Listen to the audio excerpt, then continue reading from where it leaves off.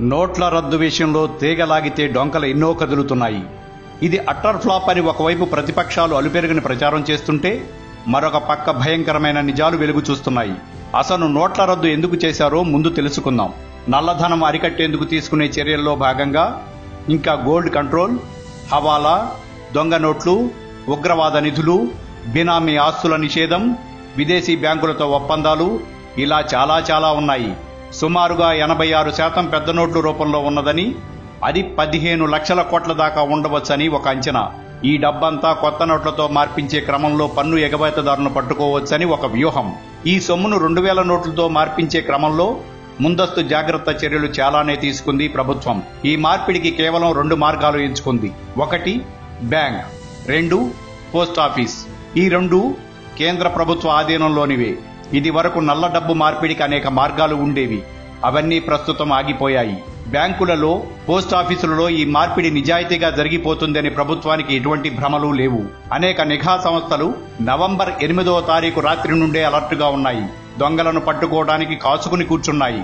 8వ తారీఖు రాత్రి నుంచే బంగారం కొనుగోలుపై నిఘా పెట్టారు. ఎవరెవరు ఎక్కడెక్కడ ఏ విధంగా మార్పిడిలో చేతివాటం చూపించారో అన్నింటి సమాచారం ప్రభుత్వం దగ్గర పక్కా సమాచారం ఉంది. ప్రతి 2000 రూపాయల నోట్ కదలిక ప్రభుత్వానికి తెలుస్తుంది.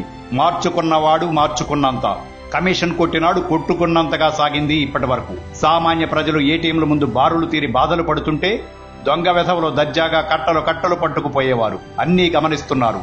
దొరికిన వాళ్లు కుప్పలు తిప్పలుగా దొరికిపోతున్నారు. దొరకని వాళ్లు చాలా మంది ఉన్నారు. సమయం డిసెంబర్ 30 వరకు ఉంది. ఇంకా ఎన్ని విధాలుగా మార్పిడి చేస్తారో చూస్తుంది ప్రభుత్వం. ప్రభుత్వానికి కావాల్సింది దొంగల లిస్ట్, వాళ్లకు సహకరించిన అవినీతి అధికారుల లిస్ట్, 15 లక్షల విలువ నోట్ల లభ్యత. డిసెంబర్ 30వ తారీఖు దృష్టిలో పెట్టుకుని కావాలనే ముందుగా 2000 నోట్లు వదిలింది ప్రభుత్వం. ఆపై వాటి ప్రింటింగ్ ఆపివేసింది. అవి ప్రజల దగ్గరకు చేరినవి బహు తక్కువ. ఎక్కువగా చేరింది దొంగల దగ్గరికి. ముందుగా గబగబా మార్చుకుంది వాళ్లే గనుక ఇక ఇప్పుడు ప్రభుత్వం 500, 100, 50, 20 నోట్లపై దృష్టి పెట్టింది.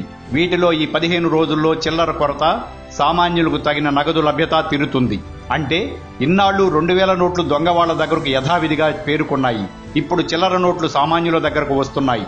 ఇది వరకు పరిస్థితి ఇది పూర్తి భిన్నంగా అని గ్రహించాలి. పెద్ద నోట్లు, చిన్న నోట్లు గమ్యాలు వేరువేరు అయ్యాయి. ఇప్పుడు డిసెంబర్ 30 తర్వాత గాలింపు చర్యల్లో 2000 నోట్లు కదలిక శోధనలో ఐటీ, సిబిఐ, ఈడీ బృందాలు నేరుగా నల్ల కుబేర్ల ఇంటి ముందు ఆగుతాయి. మర్డర్ జరిగిన తర్వాత నేరస్తుడి ఇంటికి వచ్చిన పోలీస్ డాగ్ మాదిరిగా ఇక్కడ పోలీస్ డాగ్ ఎవరో కాదు, అది 2000 రూపాయల నోట్. ఈ విషయం తెలియక నల్ల కుబేరులు, అవినీతి అధికారులు ప్రభుత్వం వేసిన వలలో చిక్కుకున్నారు. ఒక్క 2000 నోట్ చాలా మందిని ఎడాపెడా పట్టిస్తోందన్నమాట. మార్పిడి చేసినోడిని, చేయటానికి సహకరించినోడిని, ఇద్దరిని. అక్కడకు వచ్చిన బృందాలు వాళ్ల ఇంట్లో బంగారు కడ్డీలు, పొలాలు, స్థలాలు, సెకండ్ సెటప్ల పేరున, పని మనిషిని పేరున, కుక్కల పేరున పెట్టిన ఆస్తులు అన్ని లైన్లోకి వస్తాయన్నమాట.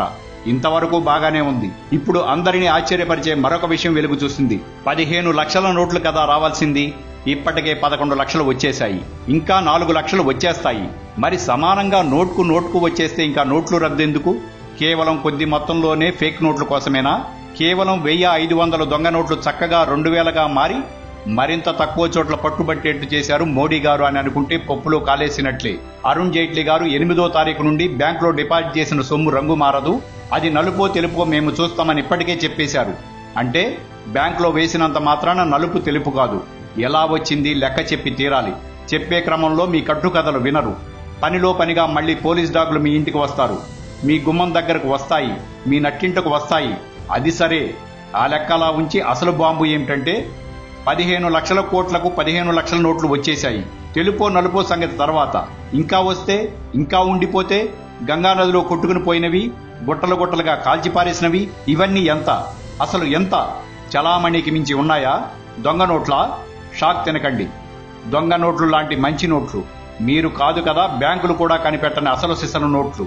పాకిస్తాన్తో పాటు మన ఆర్బీఐ కూడా విడుదల చేసిన నోట్లు. అవును, ఇది గుండెలు తీసిన బంట్లు. దేశద్రోహులు, నీచ కమీన్ కుత్తేగాళ్లు దేశ ఆర్థిక వ్యవస్థను చిన్నాభిన్నంగా చేసేందుకు పనిన భయంకరమైన కుట్ర. దీని వెనకాల పెద్ద కథే జరిగింది. August 2010 CBI Reserve Bank currency chest పై దాడి చేసింది. అక్కడ దొంగ నోట్లు ఉన్నాయి. అవును, సిబిఐ వాళ్లు ఆర్బీఐ రూట్లోకి రావడానికి ముందు నేపాల్ బోర్డర్లో 70 బ్యాంకుల్లో బోలెడు దొంగ నోట్లు దొరికాయి.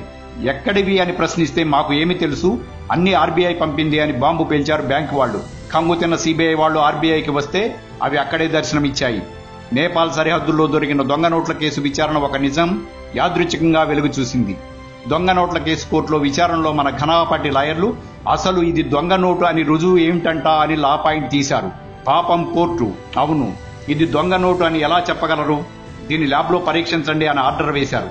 మళ్లీ షాక్ కొట్టింది సిబిఐ వాళ్లకు. అవి అసలు నోట్లే అని రిపోర్టు వచ్చింది. పిచ్చెక్కిన సిబిఐ వెంటనే ఆ నోట్లు జపాన్ పంపింది. మళ్లీ అదే రిపోర్ట్. సిబిఐ పట్టు వదలలేదు. ఈ మారు అమెరికా పంపింది. వాళ్లు పేల్చారు కనిపెట్టడానికి సాధ్యం కాని దొంగ నోట్లు అని. అది ముద్రించే స్థాయి పాకిస్తాన్కి లేదని, అది గొప్ప సాంకేతిక నైపుణ్యం ఉన్న విదేశీ కంపెనీల వల్ల మాత్రం సాధ్యమని.